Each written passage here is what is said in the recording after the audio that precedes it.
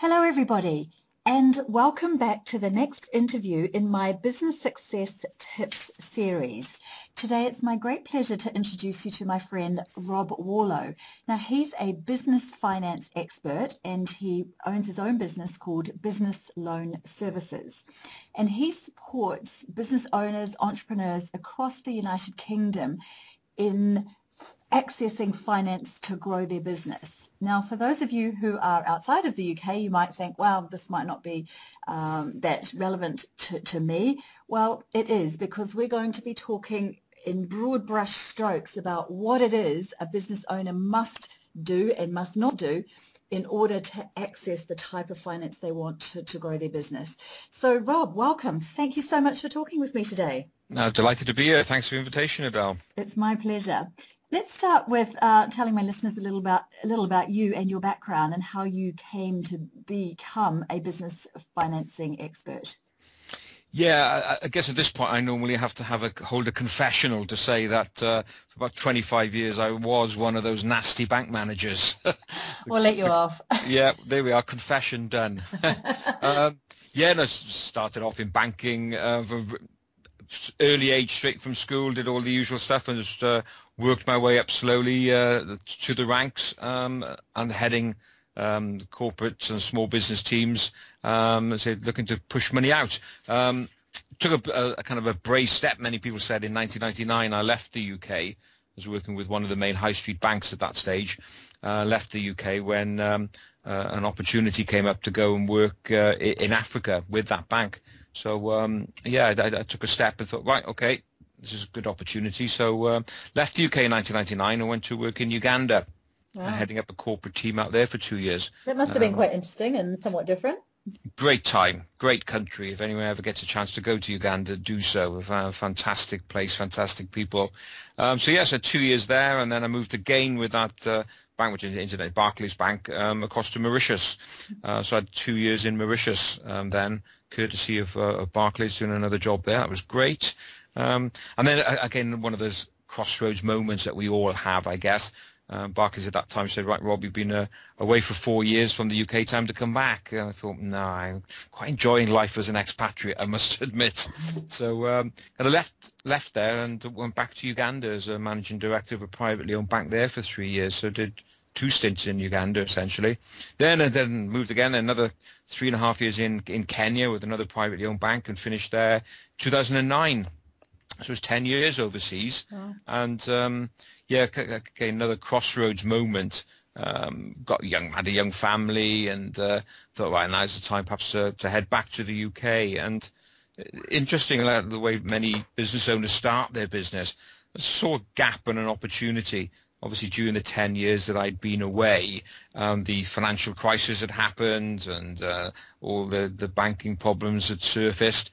I thought, well, now's the time actually to go back to the UK. And I always had an entrepreneurial itch that needed to be scratched to set my own business up. And so I came back to the UK in January 2010, and to set up what I do now, which is Business Loan Services, which is helping business owners raise finance and deal with banks. Brilliant. Thank you for that. So what are the options or opportunities in the global business funding market at the moment that small business owners, entrepreneurs can access?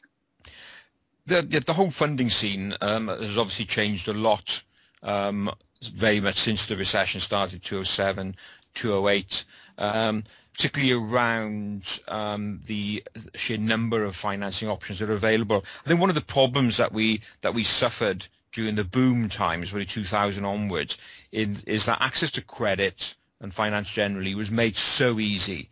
And we mustn't forget that a lot of blame is put on the banks as well, but don't forget when there are always two parties to any deal, a business owner and a bank. And there's obviously a willing lender and a willing borrower. And one of the problems we had, of course, that is banks made it so easy to lend that many businesses ended up with all of their finance typically with one lender. And so then when the banks shut up shop and to say we're not lending anymore, many business owners found themselves frozen out of the finance market, and that really kind of precipitated the crash going forward. People just couldn't get money. So as regards to the opportunities now, the one good thing that has come out of the problems that we had is that it has now opened up a lot more options for business owners, particularly around sources of alternative finance. Now, I know you've had on a previous podcast been looking at the crowdfunding, and that's a great example of an alternative source that has popped up over the last 4 years, which really kind of filled that gap. And as regards an opportunity, it's very good, because now you've got to the point where a business owner does not have all his eggs in one basket, i.e. everything just with the one bank. And there's one message that we get across to our clients is to make sure, listen, spread your funding risk. It's like any other part of your business. You don't depend on one customer for all your sales turnover. You don't depend on one supplier. You don't depend on one key member of staff. All those are risks. Why would you therefore have all of your funding requirement with one lender?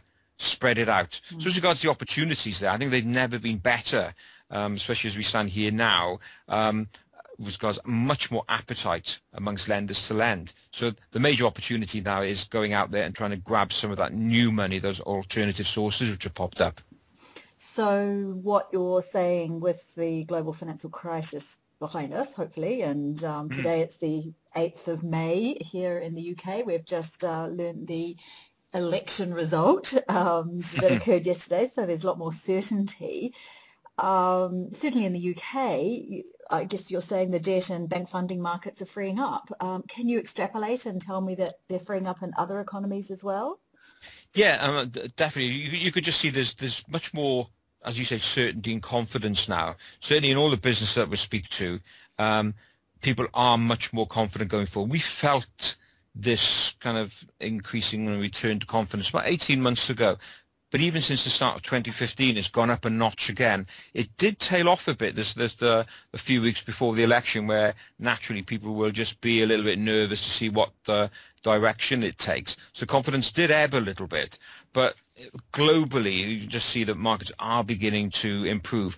Obviously, from a European perspective, they're slightly different. I mean, we are in a quite a strong position in the UK as regards growth in the economy. Our European partners are probably a little bit behind.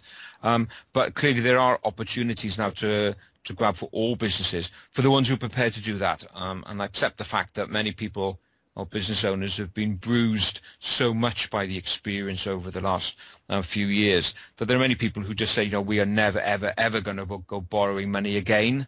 And we must make sure that business owners understand the difference between good debt and bad debt.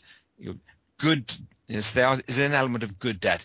Good debt is stuff that does help your business move forward. It does help you leverage your resources around. To try and grow a business totally debt-free, yeah, it can be done, but in right balance, some debt is good. And I think that's really where the major opportunity lies for everybody. Okay, so let's get to the crux of this talk. The do's and don'ts when seeking banking finance. So let's start with the ugly bit, the horror stories, the things that you see, the what not to do when seeking banking finance. Yeah, it's interesting that many business owners have had to learn a new skill set over the last, say, 4 or 5 years. Again, I mentioned there was that boom period when it was so easy to get debt. I remember early 2010, I was talking to a firm of solicitors, and even they were struggling to get finance at that stage. And he told me, he said, you know, Rob, I think back in 2005, he said, I picked up the phone to the bank and I got £500,000 on a phone call. That's all I needed. And that was the problem, because access to finance was so easy. Many business owners didn't have to fight for it. Yeah. It was there on a plate. And I think that's one lesson that many business owners need to learn on the don'ts, is just don't assume now that it's going to be on a plate. Everyone knows it's not there anymore. It's not easy. You have to really fight for it. So the don't there is say, just don't go in and just think that you're going to be able to just have a general conversation with the bank and get what you want. It is not going to happen. You really have to work hard at it. So my first don't, if you like, is do not go in with a scrappy little piece of paper and just say, there's my plan, and just allow a verbal conversation to dictate where you think this business is going. You really got to try and put everything down on paper. The second one is, I mentioned it earlier about the difference between good debt and bad debt. And the don't here is, just don't assume that the bank is going to lend money because it'll help rescue your business. Many people will go into a bank because they have to, because the bailiff is coming and will be knocking on the door at 3 o'clock and I need some cash to hand over to the bailiff. Or I've got outstanding VAT arrears, corporation tax arrears, personal tax, POI, etc. The banks are not in the game of lending what I would call get me out of jail money. Banks don't want to do that. So you have to realize that the bank is only going to be interested to lend to you if it advances your business forward, if it moves and changes your business in some way and adds value. So just don't go into a bank hoping that they will give you cash to get you out of trouble, because it's just not going to happen. The key thing that you really mustn't do is to go in with kind of no financial information, or no financial information which is wildly out of date. I mean, if there's one thing that bankers love, they actually love numbers, and that's what they're brought up on. They just love number crunching.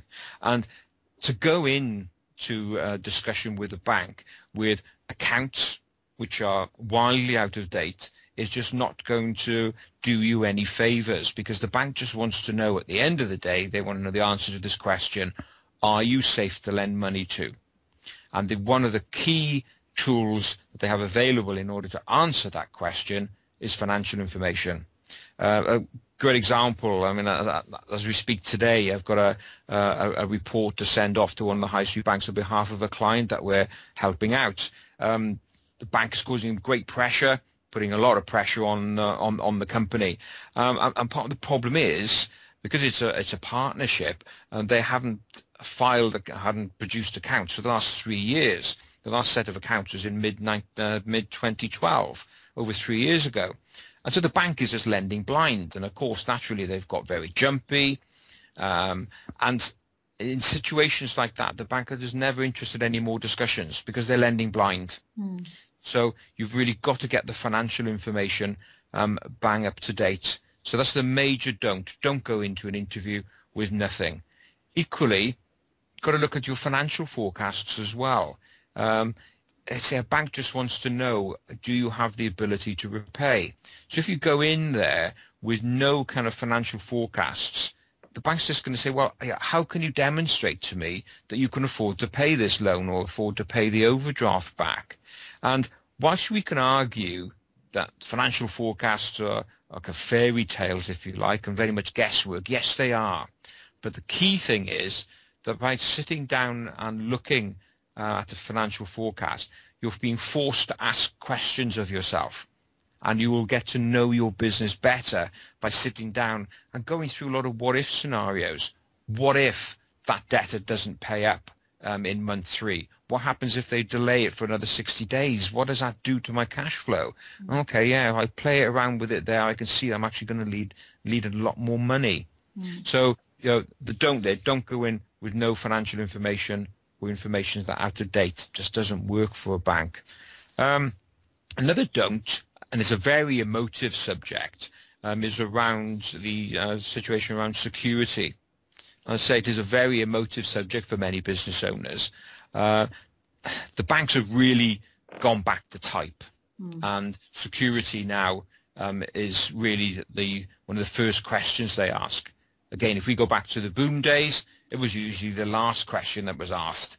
And we saw situations where banks were lending a large percentage higher than the value of the security they have. But in this day and age now, the first question, do you have a house? Do you have a property to put on the line?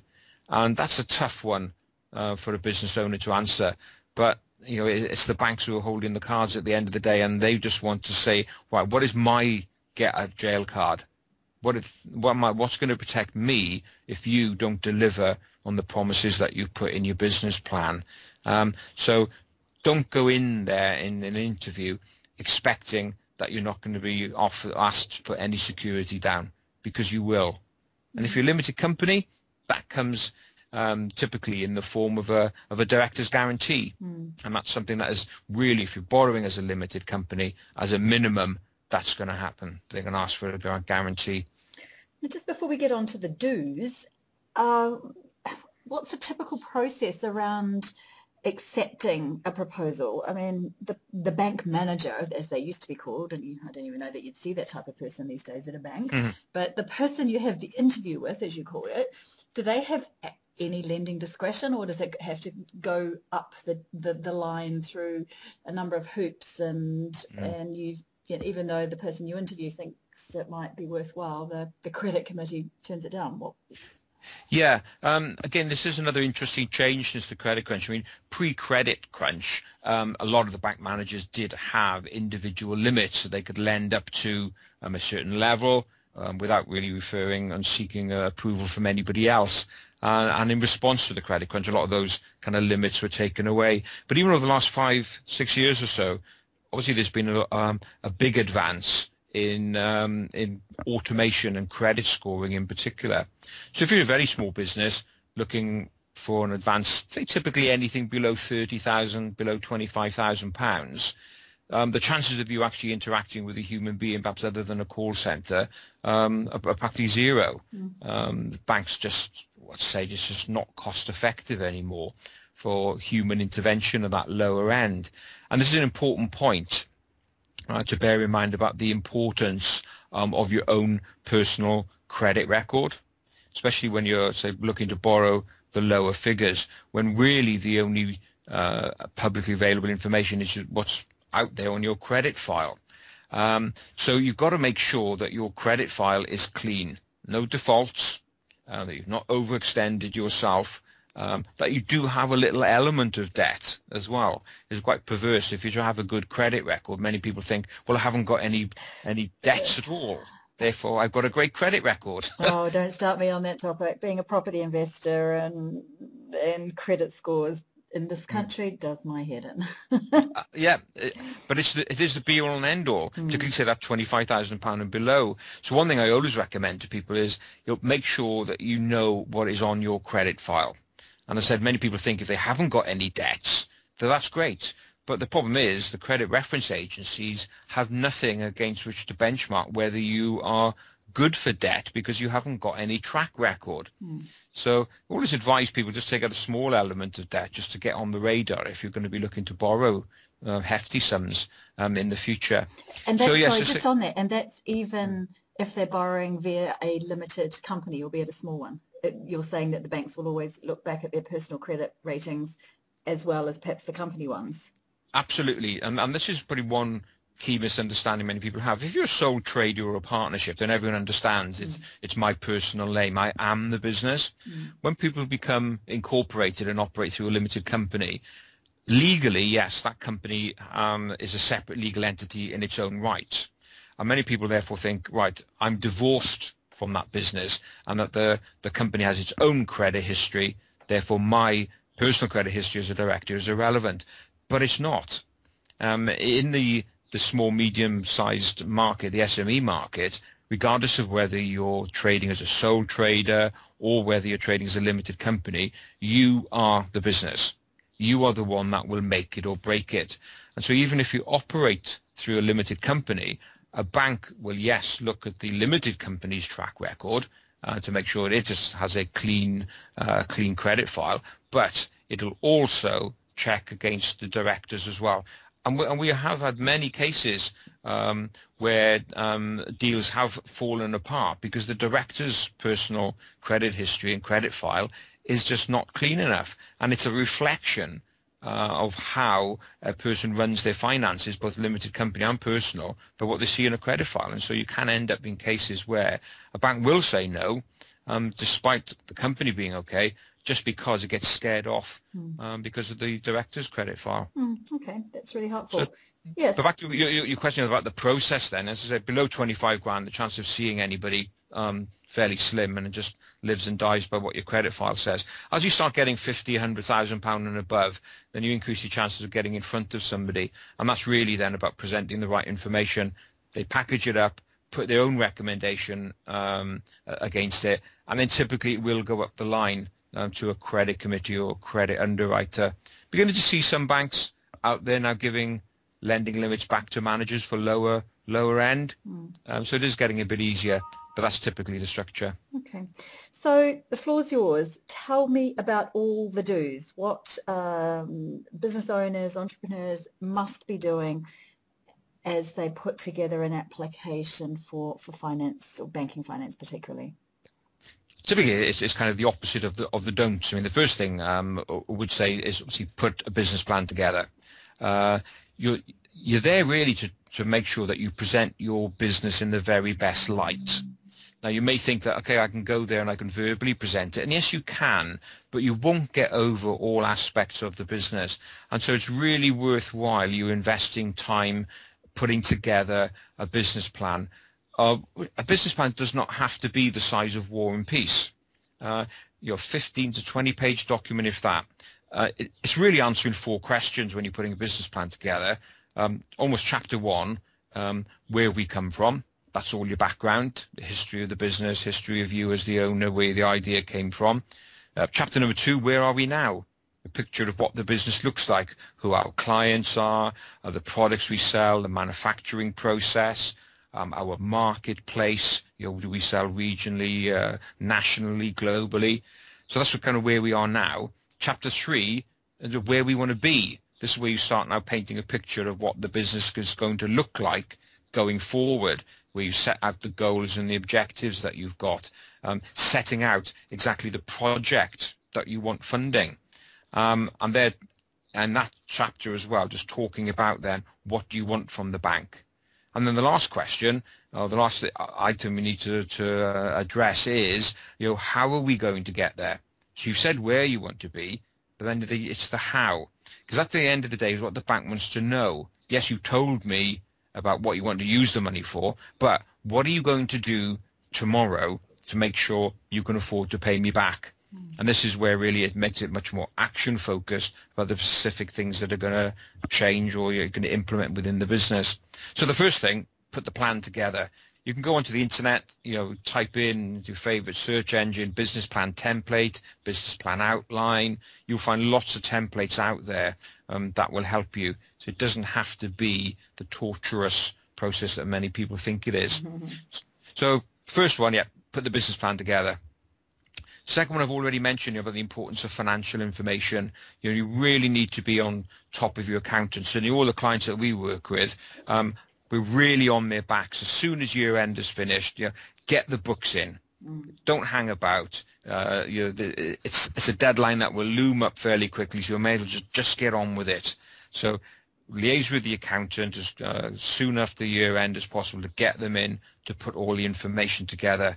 Because the thing to remember is you never know when the deal of a lifetime is going to land on your desk. And if you need to move very quickly, that's one thing that the banks don't do. They don't move quickly. So if you're in a position where time is tight and you haven't got like a draft business plan sitting in a drawer ready to go, well, that's another bit of work you have to do. And if your financial information is out of date, then you've got to go rushing to the accountant and he's up against deadlines. You can miss the opportunity of the deal of a lifetime because you can't move quick enough.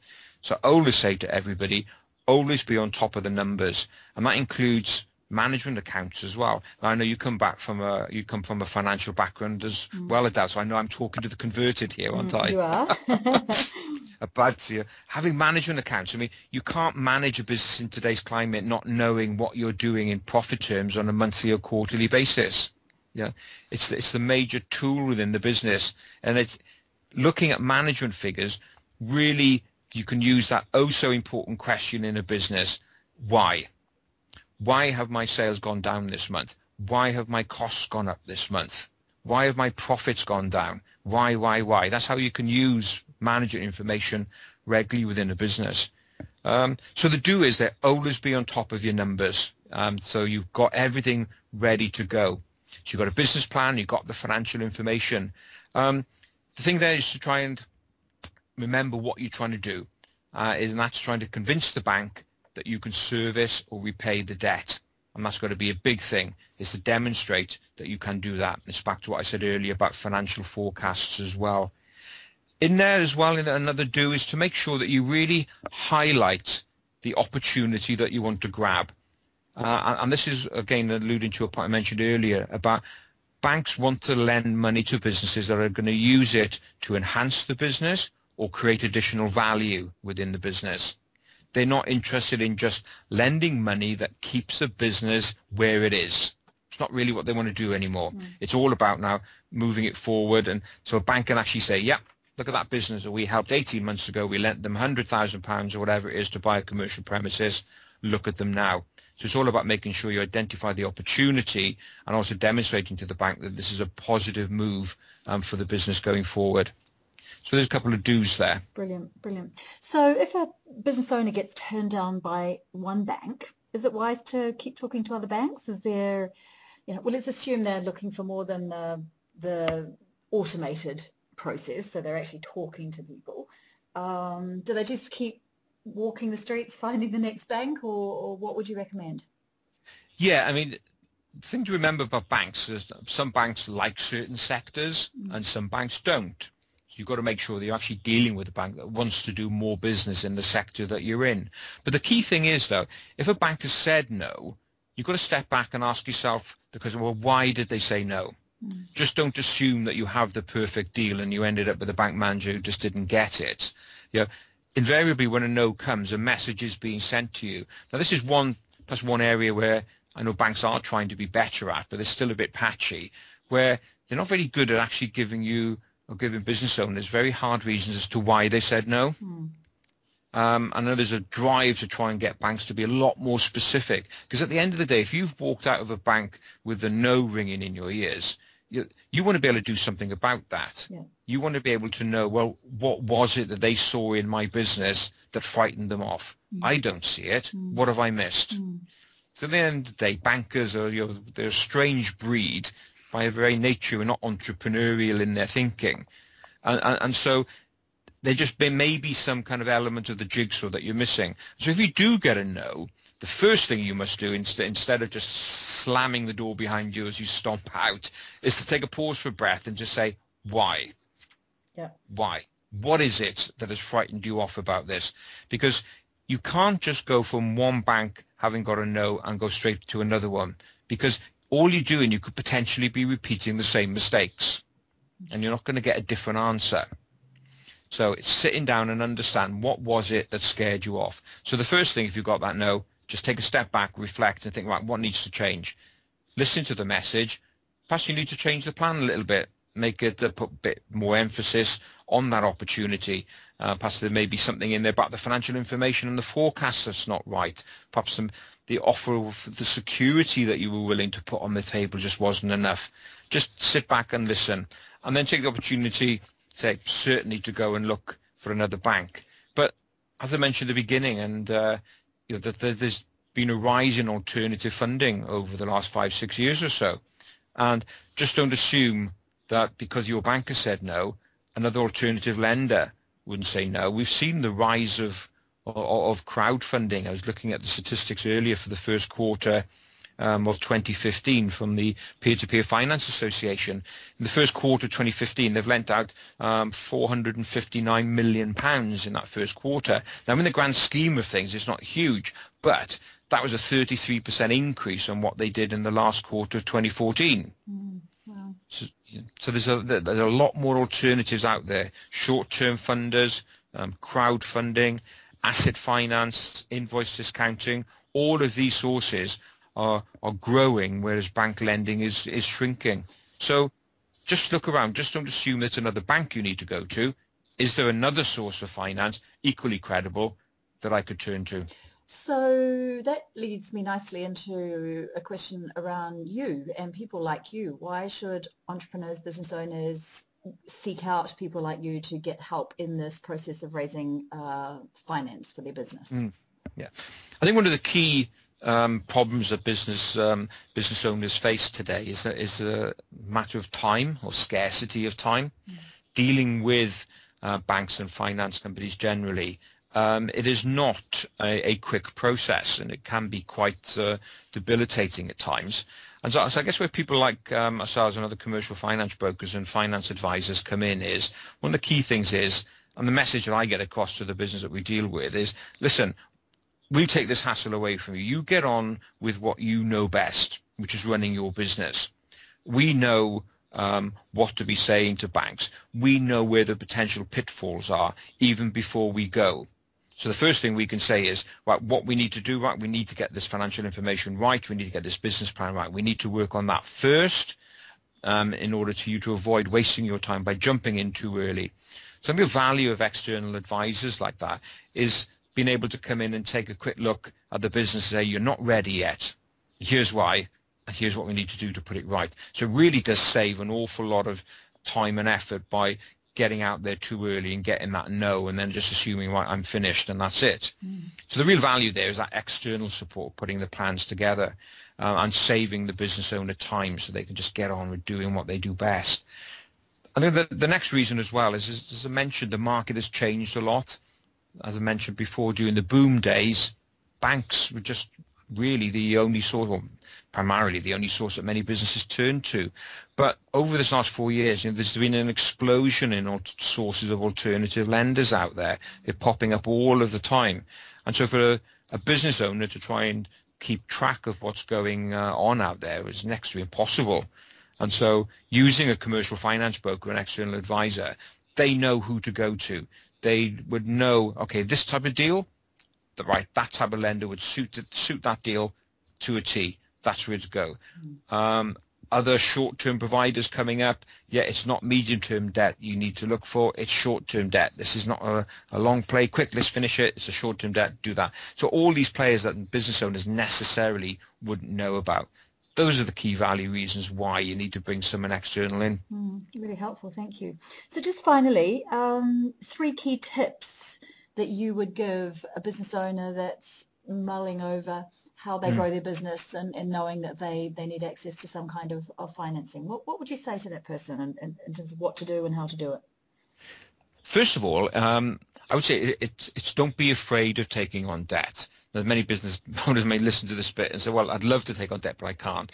But as I mentioned, there are businesses who have been frightened off by some bad experiences and would be afraid to take on more debt. And we've got to realize that as we go into growth, businesses need to understand that growth needs cash. Speak to many business owners and they kind of rub their hands with joy and say, happy days are here again. We're looking at a 20-30% increase in sales next year. Brilliant, off we go. And then you kind of stop them there and you say, okay, but how are you going to finance that? And they say, well, what do you mean? I say, well, you've got stock to buy in advance. You've got staff to pay in advance in order to gear up. And even when you get the goods out, if you're selling on credit, typically you have to wait another 30, 60 days for it. It could be 3 months before you get that investment back that you made on day one. So every pound that your sales increase, you need another 20 pence put aside in order to get to that point of the money actually coming back in. Because it could be a 3-month cycle. So that's what is important about knowing how your business operates from a working capital perspective. So my first tip there is really just to sit down. If you're looking to grow, don't think that it's not going to involve any finance. It is. Typically, it may mean additional resources to get in, buy new machinery. That can be done on asset finance. It may be that you have a cash flow gap to fund. Well, that could be invoice discounting or bank overdraft or medium-term debt. So first tip, just make sure you plan ahead. Secondly, if you're going to go for bank finance and for growth generally, just look at the risks that you're facing. Again, growth is good, but it brings a whole new set of risks. Many businesses over the last 5 years have just been focused on surviving. Now it's more than that. It's going to growth, and so there's a different skill set needed. So you've got to look at all the risks that you're going to face now that you may not have faced in the past. So sit down, map them out. What are those risks? And more importantly, what actions can I take today in order to mitigate or eliminate that risk completely? Third tip, I mentioned before, know the difference between a good deal and a bad deal when it comes to finance from the bank's perspective. If this is get me out of jail money, no, find another way of doing this. Go to the bank with a deal that actually adds value to your business and grows it. And a bonus tip, I know you only asked me for 3, but a bonus tip, always good to give a bonus, isn't it? Absolutely. Then put that business plan down. I always say to businesses that even if you're not looking to borrow money, Everyone should have a plan. Now, I'm not talking about, if you're not borrowing money, having a massive plan. It can just be just a plan on one page, a one-page plan. Looking back at those 3 chapter headings, it can just some simple answers to the questions, right? Where do we want to be and how are we going to get there? Those are the 2 questions to ask yourself for the forthcoming 12 months. That's your business plan. Just a very focused piece of paper. But why it's so good about putting a plan together, it just makes you pull your business apart and makes you ask the questions that you've never asked of yourself, because you're forced to put it on paper and justify why you're doing what you're doing. So I'd always advocate putting a business plan together, and I tell you what, your bank manager would love you for it. Brilliant. Hey Rob, thank you so much. So many useful ideas there, because I know from the work that I do with entrepreneurs, this is a scary area, and like you say, many of them don't want to touch debt with a barge pole because of what's happened in recent banking history. And as you've said, debt is required to fund growth, and by not having it, the growth is stymied. So you've given me so many great ideas to talk to my clients about, and hopefully they'll also look to think about outsourcing this element of their business, because we need to focus on what we're good at as we run businesses. Yeah, absolutely. Thank you. Really, really helpful. And I hope that my listeners will take heed of the advice that you've given as they think about how they're going to grow their business. Yeah, the market's always changing, and if you've got listeners here who want to keep up to date with what's going on, every Friday I issue a free video blog or a business finance bulletin. It goes out every Friday morning at 7:45. It's a 6 to 9 minute overview of small business finance news during the week, and also tips and interviews as well about raising finance. So it's all about keeping up to date. So all you have to do, just go onto our website, Business Loan Services, or hunt me out on YouTube. Just search for Rob Warlow, or Google business finance bulletin, and you'll find us, and then people can keep up to date that way. Brilliant. Well, I listen to your podcast actually every week, so I know you're putting some good stuff out there, so thank you for that, and I'll make sure that that link is below this interview, so people can access it. Great. Thank you, Rob. Excellent. Thank you very much indeed. Thank you again for the invitation. My pleasure. It's been good to speak to you. We'll see you soon. Thanks very much, Adèle. Bye-bye now. Bye.